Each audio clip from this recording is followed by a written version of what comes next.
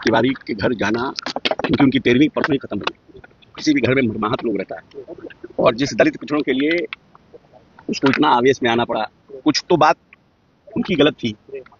अब है कि वो रिवॉल्वर, अब उनके परिवार के लोगों को कहना है कि वो ओरिजिनल रिवॉल्वर ही नहीं था, वो तो मर्सी वाला रिवॉल्वर था, क्या बोलते हैं, डमी खिलौना वाला रिवॉल्वर था। तो खैर अब जो भी परिस्थिति रहा, लेकिन किसी भी तरह से आपको पदाधिकारियों को डराने धमकाने का तो लेकिन इनकाउंटर उनका गलत हुआ, जिसको मैं बार बार कह रहा हूँ। अब कुछ लोग उसको जात पात का दे रहे हैं, देखते हैं सोशल मीडिया में कि जात पात, क्योंकि हम दलित परिवार से आते हैं और 1952 से लेकर के लगातार 2000 तक हमारे और मेरे पिताजी ने जिन विधानसभाओं का नेतृत्व किया, जो रिजर्व सीटें रही, वहां पर अपर कास्ट का वोट रहा, और उन लोगों ने खास करके एक समाज जो भूमिहार ब्राह्मण समाज रहा, उन लोगों ने हमें पूरा मदद करने का काम किया। हाँ, ये बात सत्य है कि हम जिस समाज से आते हैं, दलित समाज से, उनके उत्थान के लिए, उनके अधिकार के लिए मुझे लड़ना है, मुझे करना है। और जैसे हमारे नेता ने करते रहे कि पूरा बिहार मेरा परिवार है।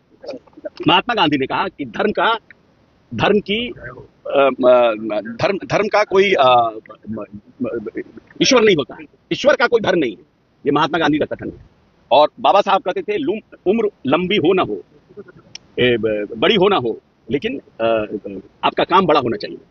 अगर छोटी भी उम्र है तो काम बड़ा होना चाहिए। नीतीश जी कहते थे पूरा बिहार मेरा परिवार है। तो कुछ लोग समाज को बांटने का काम कर रहे हैं, इसलिए बीइंग अ दलित हम जा रहे हैं। चिराग भाई भी गए थे, उनका भी हम स्वागत करते हैं कि दिल्ली से आए, अमित शाह जी से मिले, बात किए, यहाँ जाएंगे। और कुछ लोग जानबूझ करके सम्राट चौधरी को कॉर्नर करना चाहते हैं।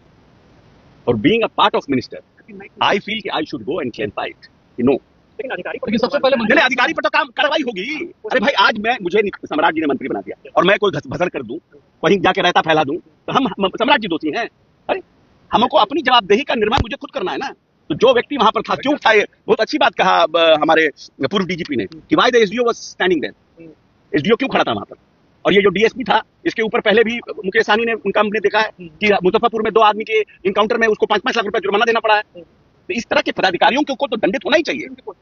नहीं, पोस्टिंग तो उसको, और उससे क्या, अभी जब न्यायिक जांच चल रही है तो उसको तो कहीं ना कहीं पोस्ट करिएगा ना भाई, उसको तनख्वाह देना है। ऐसे बैठ के क्यों तनख्वाह देंगे, कुछ काम लेंगे। सब बिहार से